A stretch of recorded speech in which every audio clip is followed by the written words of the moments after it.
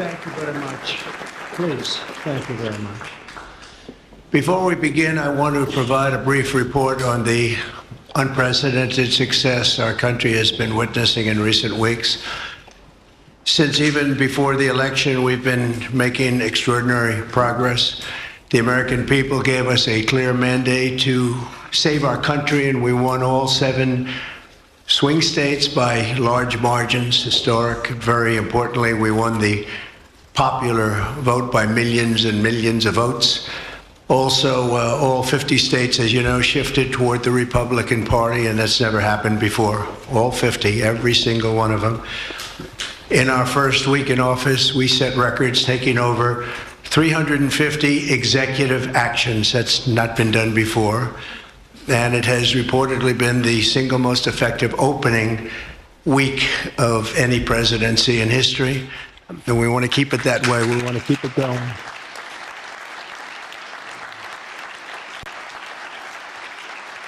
We want to keep it going. We've broken from decades of failed Washington policies and restored common sense and sanity to our government. We've unleashed American energy, and we've already achieved record low illegal immigration. As you see, there's nobody trying to get in. And that's what we've been waiting for a long time, and gotten woke ideologies out of our government and out of our military. The water has now begun flowing in California as we continue to increase the flow in coming days. Nobody's seen anything like that, and I've also taken strong action to regain control of the Washington bureaucracy. Just for clarification purposes, because it was incorrectly reported yesterday, we have informed the federal workforce, which they've looked to do for many years, that if they're working for the federal government, they must show up to the office on time and on schedule. We don't want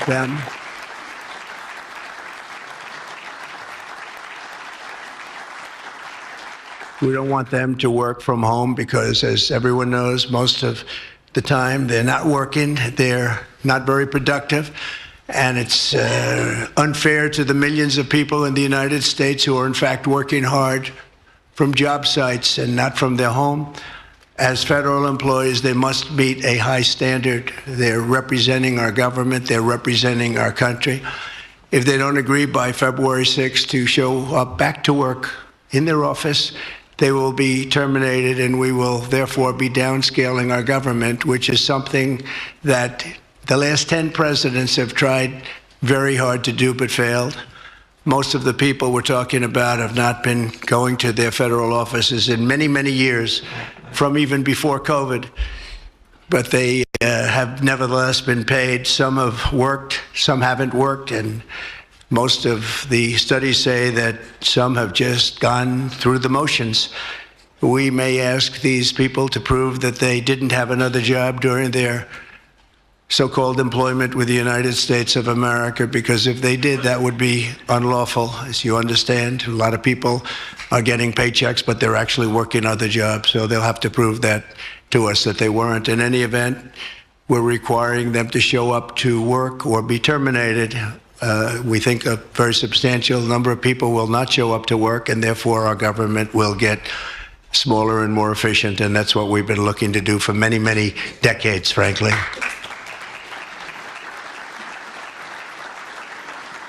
Thank you.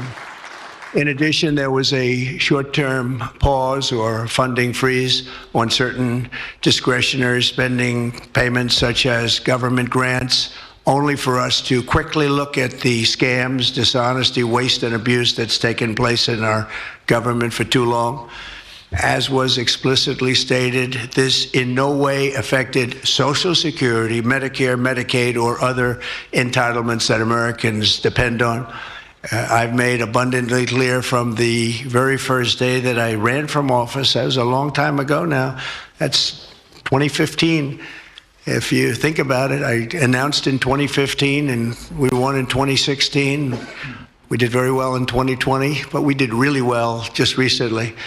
And I'm restating right now to correct any confusion that the media has purposely and somehow, for whatever reason, created Social Security, Medicare, Medicaid have not been affected by any action we're taking in any way, shape, or form. We are merely looking at parts of the big bureaucracy where there has been tremendous waste and fraud and abuse. In that process, we identified and stopped $50 million being sent to Gaza to buy condoms for Hamas. 50 million. And you know what's happened to them? They've used them as a method of making bombs. How about that? We stopped an attempt to make an illicit payment for illegal alien resettlement. We canceled $181 million in DEI training contracts. This is just for the training of people in DEI, which has been terminated and completely terminated. And we paused $1.7 billion in unauthorized payments to foreign organizations, including stopping more than $40 million that was on its way out the door to the very corrupt World Health Organization, which has not done its job and not done it properly. We also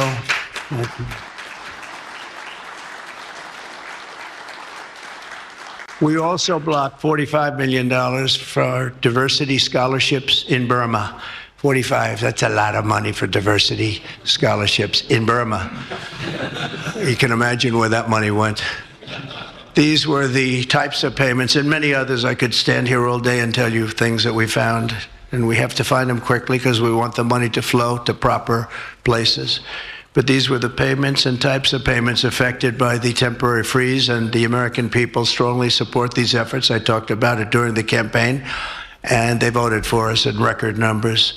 Every single day, we're now putting America first and fighting to get the most out of every single tax dollar for our great citizens. We've gathered this afternoon to take another historic action.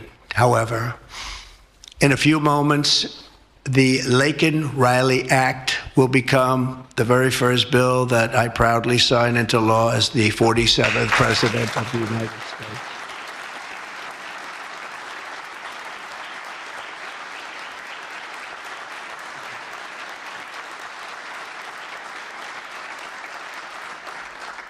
Laken was a brilliant and beautiful 22-year-old nursing student from Georgia, the best in her class. She was always the best. They would say, Laken, how do you do this? And what do you do? They were always asking her questions. She was respected by everybody, even her teachers. They respected her so much. From the time she was in first grade, Laken knew she wanted to spend her time caring for others. That's what she did. To her friends and classmates, she was a light of warmth and kindness in every single room. To her parents and family, she was everything in the world. They've had a miserable period of time.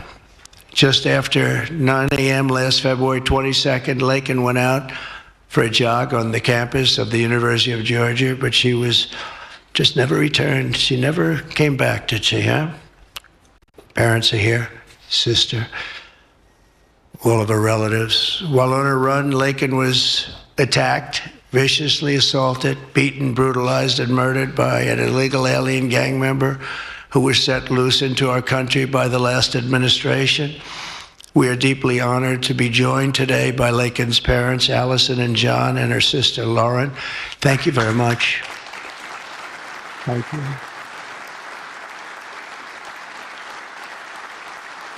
So sad. We were together right after that happened, and it's a tremendous tribute to your daughter, what's taking place today. That's all I can say, but it's so sad we have to be doing it at all. Thank you very much for being here. To Laken's family, we will keep Laken's memory alive in our hearts forever, everyone's hearts. With today's action, her name will also live forever in the laws of our country, and this is a very important law. This is something that has brought Democrats and Republicans together. That's not easy to do. Laken did it. Laken did it. America will never, ever forget Laken Hope Riley. The vicious criminal who murdered Precious Laken was an illegal alien member of the barbaric Venezuelan prison gang known as Tren de Aragua. He trespassed across our southern border in 2022, and was apprehended by Border Patrol, but under the cruel policies of the last administration, instead of being deported, as he should have been, he was released into the United States, as were millions of other people, many of them very dangerous people. And you see what we're doing, we're getting them the hell out of here.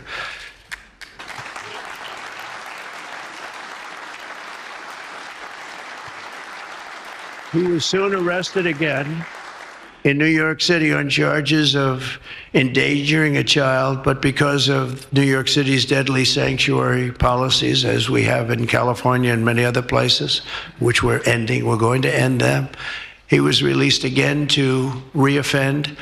The Biden administration then provided this illegal alien criminal with a free, taxpayer-funded flight from New York to Georgia, where he was arrested yet again, constantly, this time for stealing from a Walmart along with his gang member brother, who was a bad one.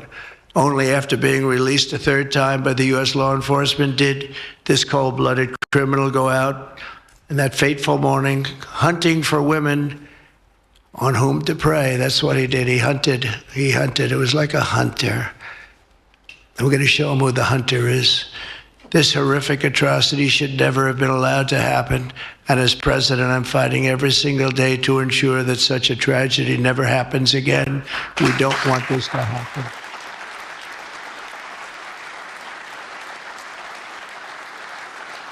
And under the law, thank you.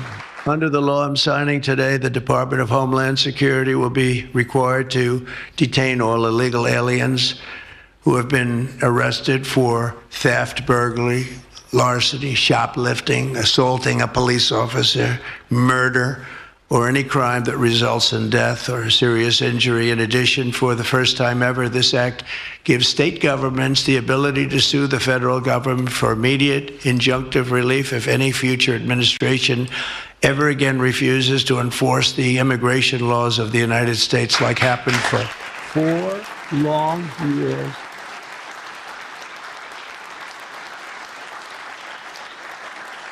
And that was happening for 4 long years, frightful years. Amazing. You'd say, how can people do this? How can they allow this to happen? How can they allow criminals to pour into our country and then try and defend it? And they're still trying to defend it, but they can't. That's why I'm here instead of somebody else, actually.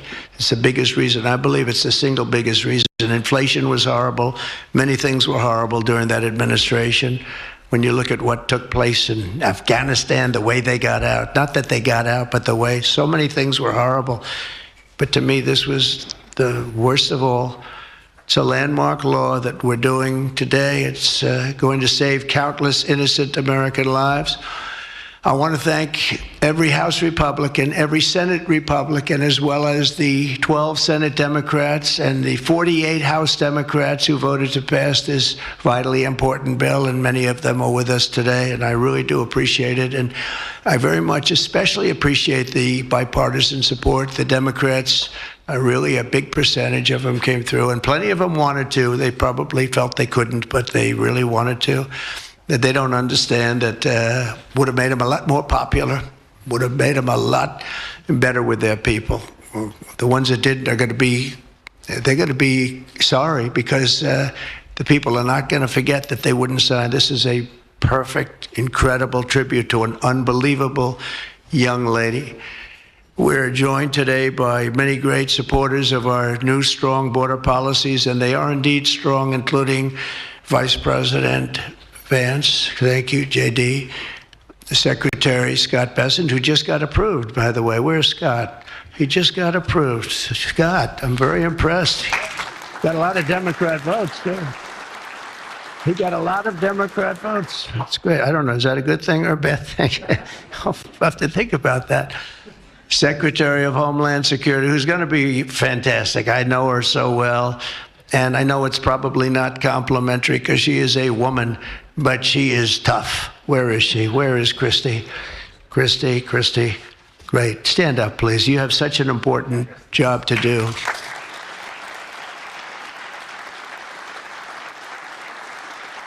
Really great. Thank you very much. And don't let that look fool you. That look is She's tough, and she cannot stand that she's having to sit here and even listen to this today. Another one who's done a job like nobody that I've seen in a long time, Tom Homan. He's my friend, but he is something special. He's something special. Great.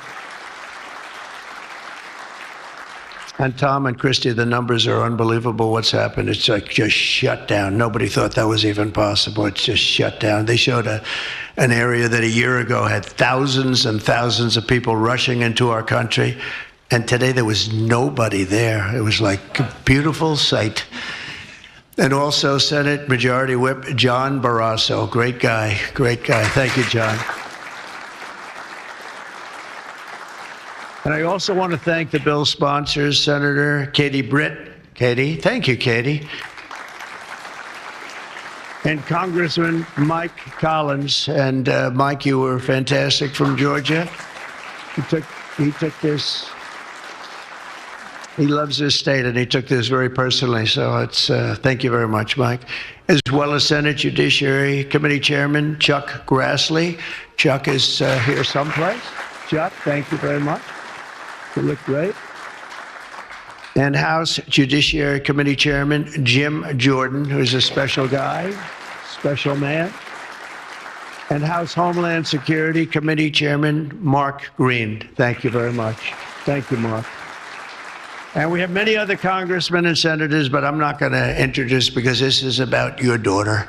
This is about something that's so important, and we're going to just go along. Thank you also. We have to say Burt Jones is in the room, and Burt is your lieutenant governor, and he was on this like you wouldn't believe. Thank you very much. I see you sitting there. Thank you very much.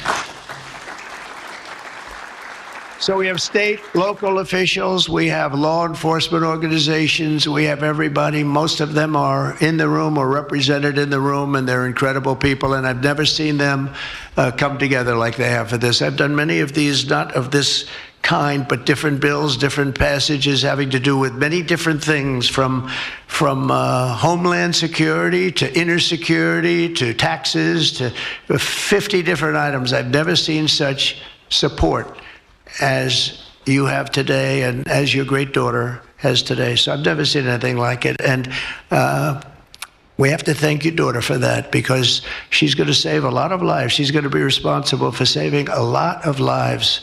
So I'd like to just say to the Angel families, I've been with them and they've been with me from 2015 when I first got this crazy idea in my head to run for president because we can do better as a country. I want to thank so many of the people that are here that have been the angel moms, and we call them angel moms, but they're angel families, fathers and sons and daughters, but they've suffered tremendously like you have for no reason whatsoever. I want to thank Alexis Nungari, the mother of 12-year-old Jocelyn Nungari, murdered last summer by 2 illegal alien gang members released into the United States by Joe Biden's open border, stupid policies. And thank you very much, Alexis. I want to thank you very much. We had an amazing trip, and it was really special to meet you and your family. Appreciate it very much. So sad we have to be here, frankly. And Jocelyn, as you know, is in our hearts, as she was then. It was an amazing day we had, a great day.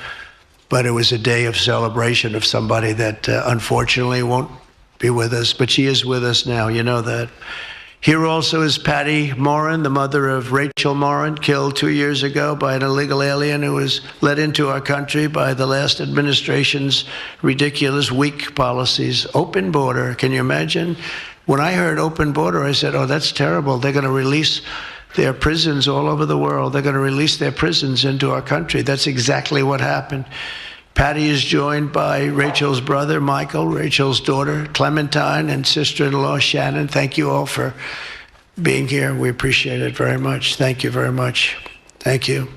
With us as well is the loving family of Kayla Hamilton, a 20-year-old girl murdered in July 2022 by the MS-13 illegal alien gang member who is violent, vicious, and they knew it, and they didn't do anything about it. And I want to thank you to Kayla's mother, Tammy, and her grandmother, Kathy, and her stepfather, Jeremiah, very much.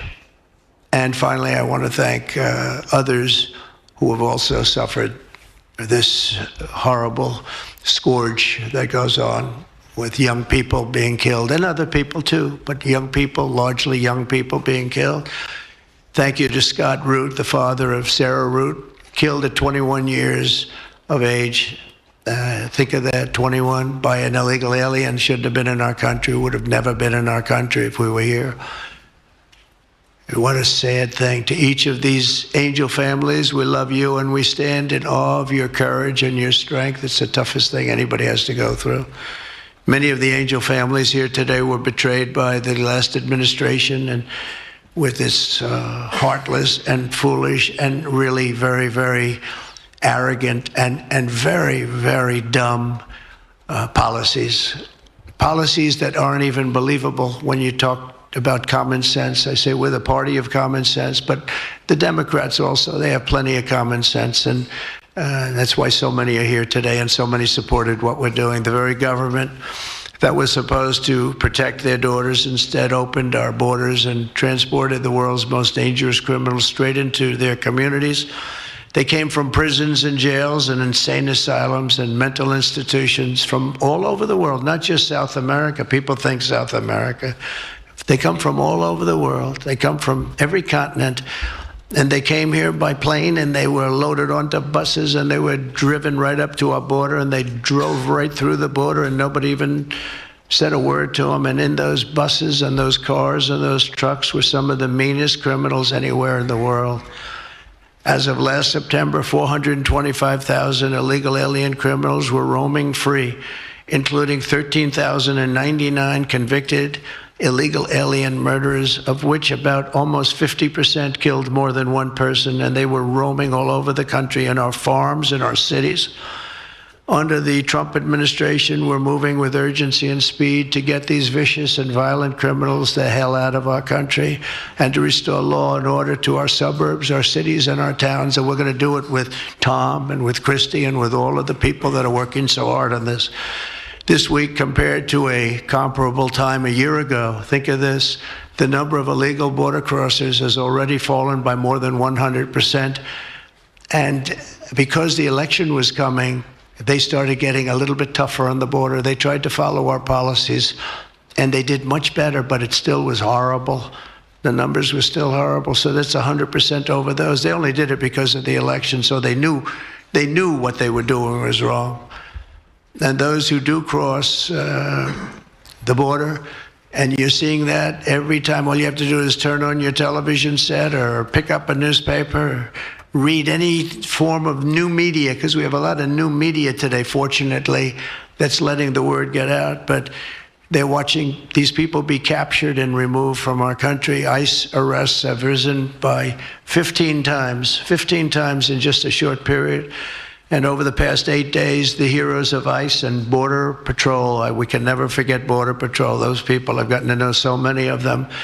Our border czar, as you remember, never went to the border and never made a phone call. She was the border czar. She never made one phone call. They went to the heads of the border. They went to the heads of ICE. Did you ever get a call? No. And she admitted she never made one call, but she was the border czar. And that's exactly what our border was all about. The heroes of ICE have arrested thousands and thousands of illegal alien criminals, including hundreds of gang members, traffickers, child predators, terrorists, and murderers. For the first time in history, we're loading dangerous and illegal aliens into military aircraft and flying them back to the places from which they came. You probably read about Colombia 2 days ago. They said, no, we're not taking them. I said, we're going to take them. You're going to take them. You're going to like it, too. You're going to take it.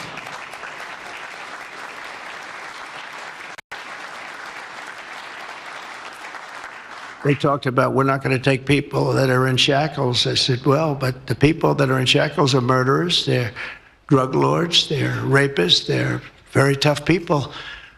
They make our criminals look like very nice people. That's about the only thing that comes out of this. And I say, could you imagine you're a pilot on the plane and you have your co-pilot and you're sitting there and you have 150 people, no shackles, and they like to murder people? This would not be a good flight. So Colombia apologized to us profusely within an hour.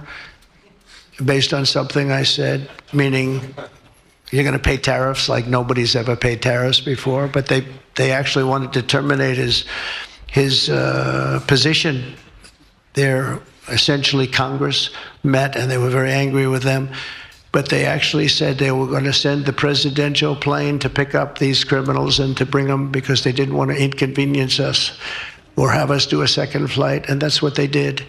And I appreciate it. And I do appreciate the people of Colombia are wonderful people, and the representatives really acted well. And I appreciated they took back that tough talk. But, you know, we may have tough talk from others, but it's not going to mean anything. They're going to all take them back, and they're going to like it, too. They're going to like it. They're going to take it back, and they're going to like it. Today, I'm also signing an executive order to instruct the Departments of Defense and Homeland Security to begin preparing the 30,000-person migrant facility at Guantanamo Bay. Most people don't even know about it. We have 30,000 beds in Guantanamo to detain the worst criminal illegal aliens threatening the American people. Some of them are so bad we don't even trust the countries to hold them because we don't want them coming back, so we're going to send them out to Guantanamo. This will double our capacity immediately, right? And that's a tough place to get out of. Today's signings bring us one step closer to eradicating the scourge of migrant crime in our communities once and for all. And it was just it's just an unforced error that we even have to be doing this. Now we need Congress to provide full funding for the complete and total restoration of our sovereign borders, as well as financial support to remove record numbers of illegal aliens. And these are illegal alien killers, criminals at levels that nobody's ever seen before. And you would have known that, and you were there when I said it. I said everybody that's bad is going to be thrown. If you look at Venezuela, Venezuela's crime is down 77% because they've taken their gang members, their prisoners, their drug dealers, their drug lords. They've shipped them all into the United States. Many other countries, their crime is way down, and our crime is not doing well. But we're going to have it do really well very soon, and we're shipping all these people back where they came from. And now, before I sign the Laken Riley Act into law, I would like to ask Laken's really incredible mother, who I've gotten to know. A very sad day I got to know her.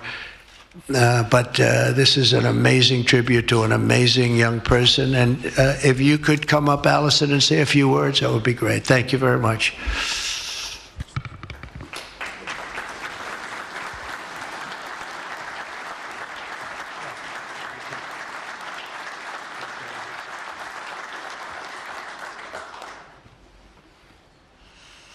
Thank you. Thank you, Trump. We would like to thank Senator Katie Britt for her diligent bipartisan work to get this bill through the Senate. We'd also like to thank Congressman Mike Collins for his unwavering passion and for leading on the Laken Riley Act from the start. Our family will forever be grateful for the prayers of the people across our nation and for helping to get this legislation into law. We also want to thank President Trump for the promises he made to us. He said he would secure our borders and that he would never forget about Laken. And he hasn't. He's a man of his word. We trust that he will fight for the American people. Most importantly, I want to thank our Lord and Savior, Jesus Christ, because without his sacrifices, Laken's story would have ended on that horrific day that she was taken from us. But because of him, we can continue living knowing that we will see Laken again. There's no amount of change that will ever bring back our precious Laken. Our hope moving forward is that her life saves lives. We're so thankful that her passion for helping others and her legacy for doing good in the name of Jesus Christ will carry on. Thank you. Thank you.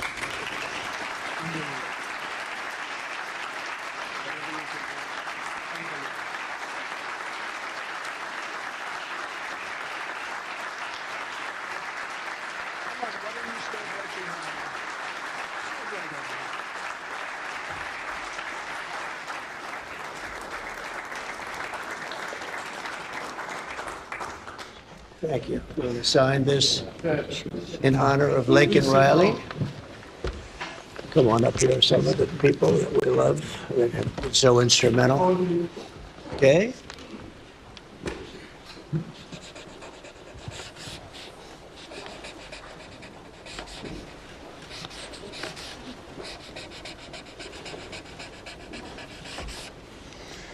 Okay.